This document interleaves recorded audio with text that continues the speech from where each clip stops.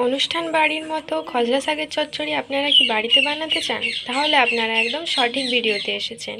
আজকের রেসিপি হচ্ছে খসলা শাকের চচ্চড়ি। তার জন্য আমি এখানে খসলা শাক ভালো করে ধুয়ে কেটে রেখেছি, উচ্ছা কেটে রেখেছি, কুমড়া কেটে রেখেছি,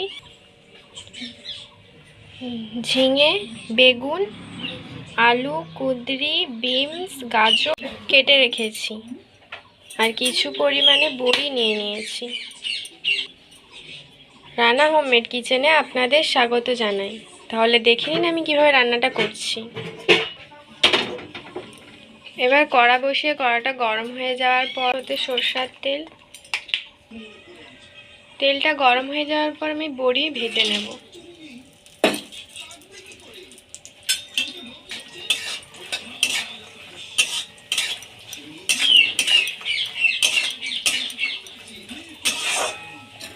ভাজা হয়ে গেছে, এবার আমি তুলে নেব।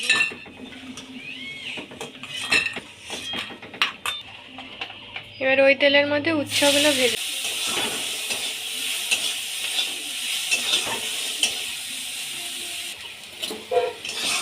ভাজা হয়ে গেছে, এবার আমি তুলে নেব।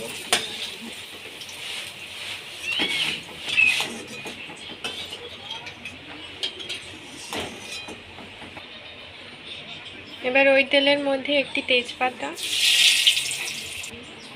অল্প পরিমাণে 5 ফোড়ন, একটি শুকনো লঙ্কা।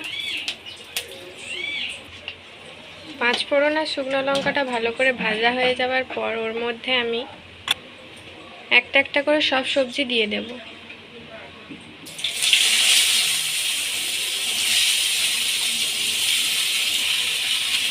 সব সবজির মধ্যে আমি ঝিঙেটা আর বেগুনটা পরে দেব, এইটা ভালো করে ভাজা হয়ে যাওয়ার পর।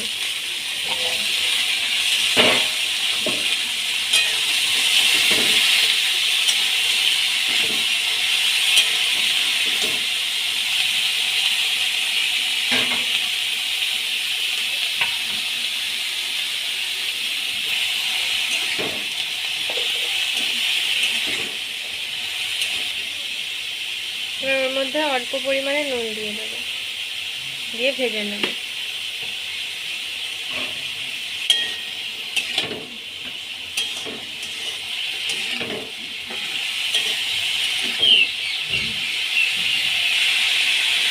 সবজিগুলো হাফ সেদ্ধর জন্য কিছুক্ষণ পরে আমি ঢাকাটা খুলে নেব।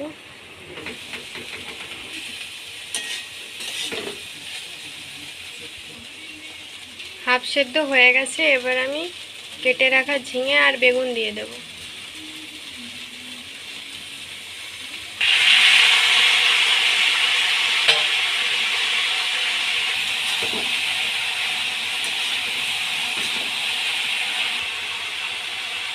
আর কেটে রাখা শাক দিয়ে দেব।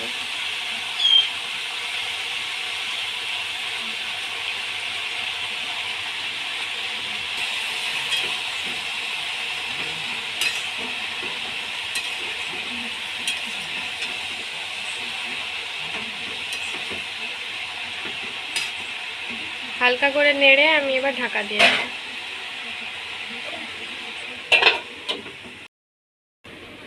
10 মিনিট পর আমি এবার ঢাকাটা খুলে নেব।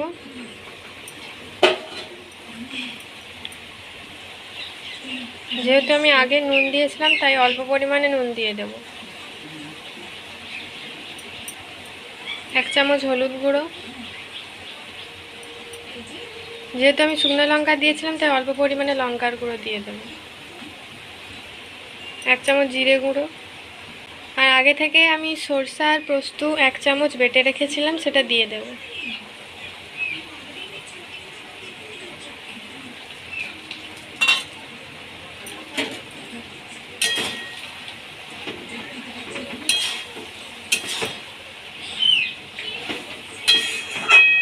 দিয়ে ভালো করে নেড়ে নেব।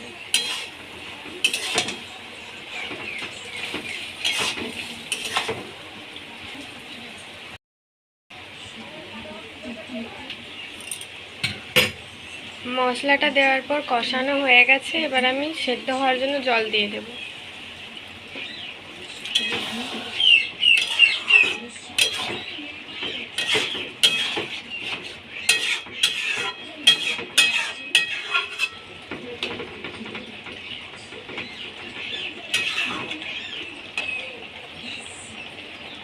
দিয়ে দেব।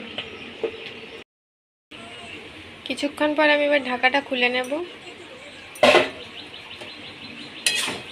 দিয়ে খুন্তিতে কেটে দেখব সেদ্ধ হয়ে গেছে কিনা।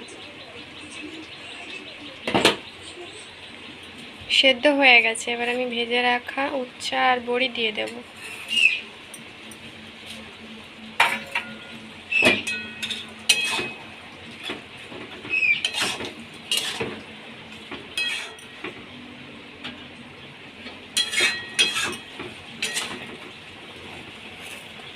সামান্য পরিমাণে চিনি দিয়ে দেব।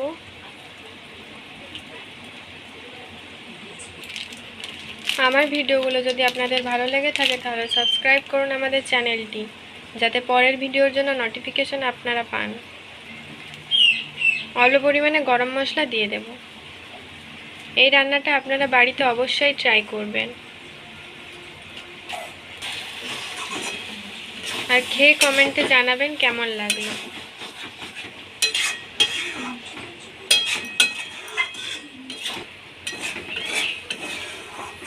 আমার খসলা শাকের চচ্চড়ি তৈরি। এবার আমি নামিয়ে নেব। নামানো হয়ে গেছে। এটি খেতে খুব টেস্টি হয়েছে। তো ভালো থাকবেন, সুস্থ থাকবেন।